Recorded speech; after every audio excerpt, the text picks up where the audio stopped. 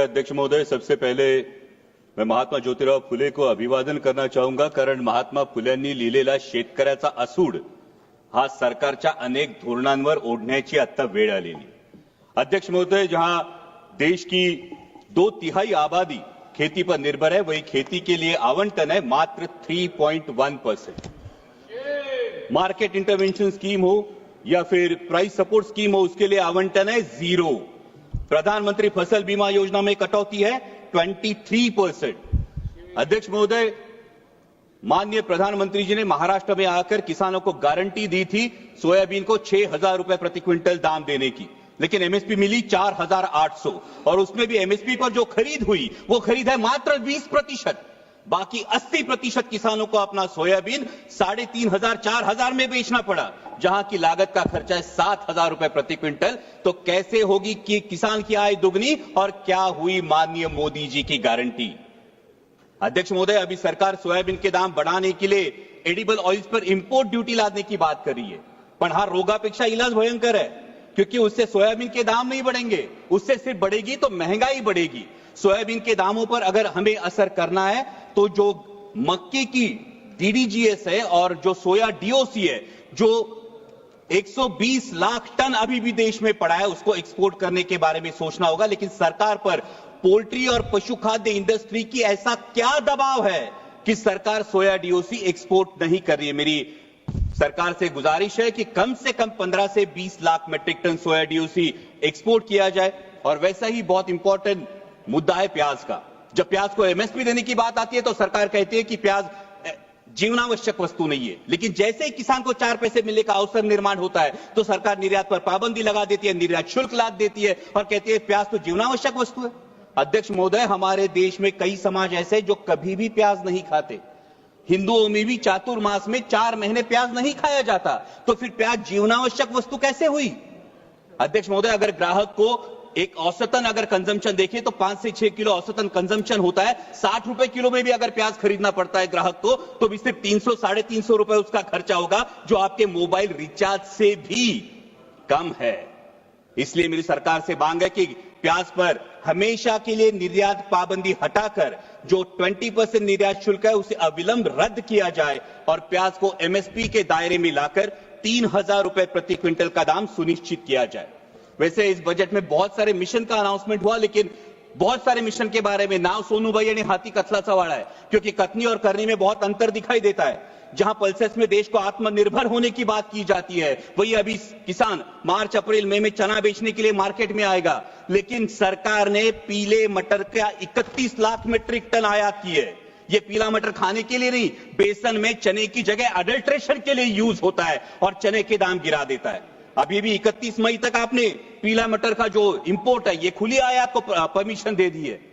और अभी जब एक बार हम कह रहे हैं कि पल्सेस में आत्मनिर्भर करना है, वही 67 लाख मेट्रिक टन पल्सेस हम आयात कर चुके हैं।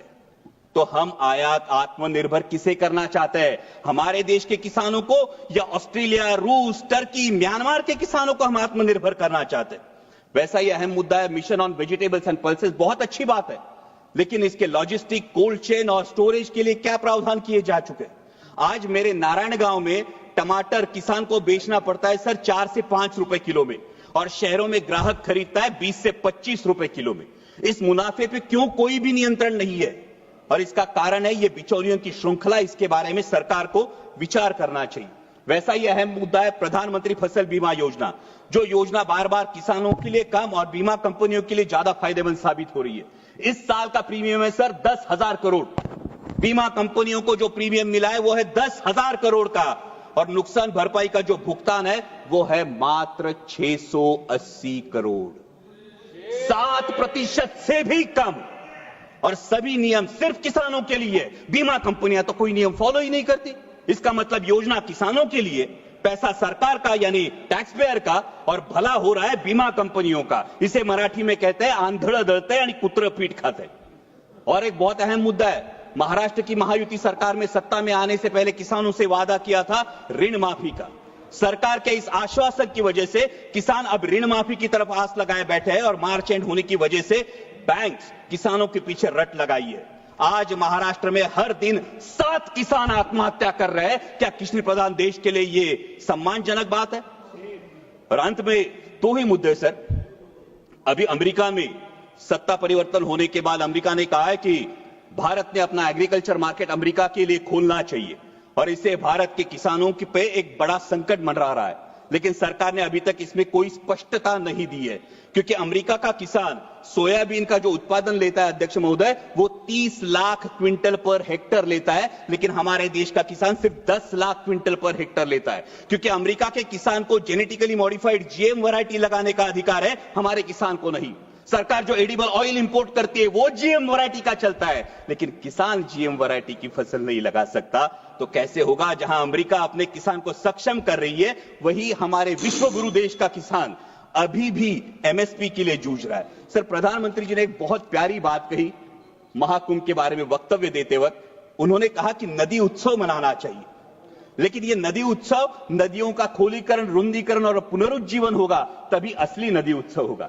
सर, महाराष्ट्र में कैलाश नागरे जैसा एक युवा प्रगतिशील किसान अगर खेतों को पानी नहीं इसलिए खुदकुशी करता है, तो क्या ये हमारे पॉलिसी पे तमाचा नहीं है?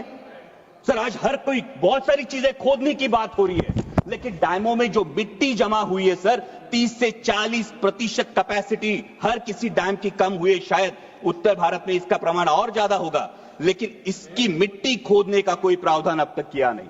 अंत में इतना ही कहूंगा सर, मैं सरकार से गुजारिश करता हूं कि हमारे देश को, किसान को पर्याप्त पानी, अच्छी क्वालिटी का बीज, उत्पाद को सही दाम और इंटरनेशनल मार्केट में कंपीट करने के लिए फ्री हैंड दीजिए।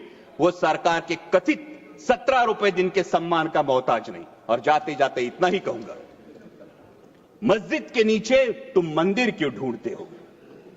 मस्जिद के नीचे तुम मंदिर क्यों ढूंढते हो? भविष्य की ओर देखो, तुम इतिहास पर क्यों लड़ते हो? ठीक है, धन्यवाद। वो लड़ाएंगे भड़काएंगे, वो लड़ाएंगे भड़काएंगे, लेकिन राष्ट्रहित का रुख तू कर, किसानों के हित में हमेशा इंसानियत की बात तू कर, इंसानियत बात तू कर। जय शिवराय, धन्यवाद।